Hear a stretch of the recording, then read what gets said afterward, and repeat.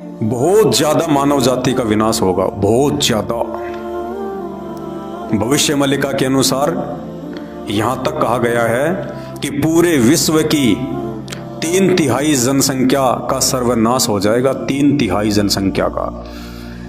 और पूरे विश्व में मात्र 30 करोड़ लोग बचेंगे, मात्र 30 करोड़। ये भविष्य मालिका में लिखा हुआ है।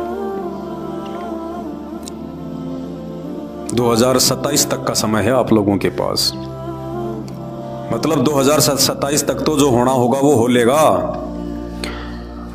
समझदार वो है जो समय रहते आंख खोल लेगा, समय रहते उस कल की भगवान की पहचान कर लेगा।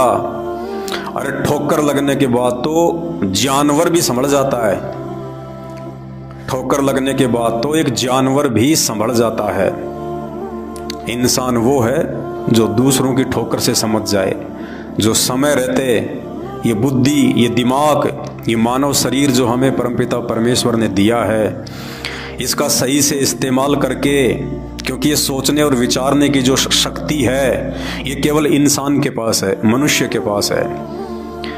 मैं कह रहा हूं, आप सुन रहे हो। और यही बातें यदि हम एक जानवर को कहें, कुत्ते को कहें कि भैया भक्ति कर ले, भगवान आए हुए हैं, कल की भगवान संत रामपाल जी हैं, तो वो नहीं समझ पाएगा, क्योंकि उसके पास वो शरीर नहीं है, वो बॉडी नहीं है जो शरीर परमात्मा ने हम मनुष्यों को दिया है, जो बुद्धि हम मनुष्यों को दी है।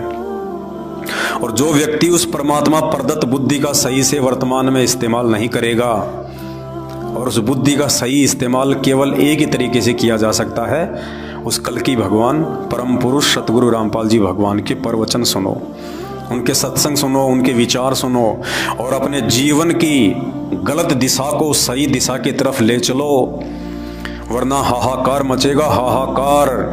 आज आपके पास चाहे कितना ही धन है, आपके पास कितना ही बल है, आपके पास में कितना ही सपोर्ट है, आप कितने बड़े अधिकारी, मंत्री, प्रधानमंत्री हैं, उस समय इनमें से एक भी वस्तु आपकी जीवन रक्षा के लिए काम नहीं आएगी, एक भी वस्तु।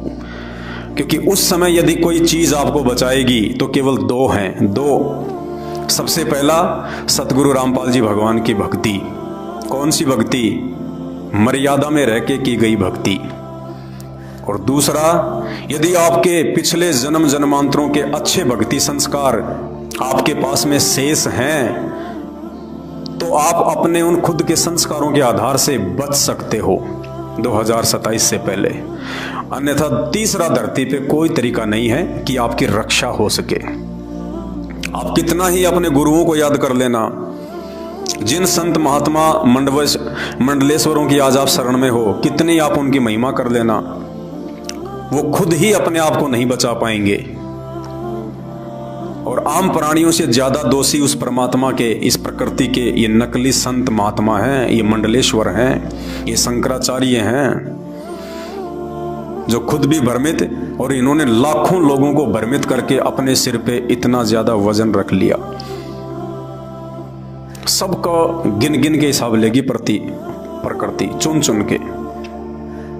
समझदार वही है जो समय रहते संत रामपाल जी के प्रवचन सुनना शुरू कर देगा।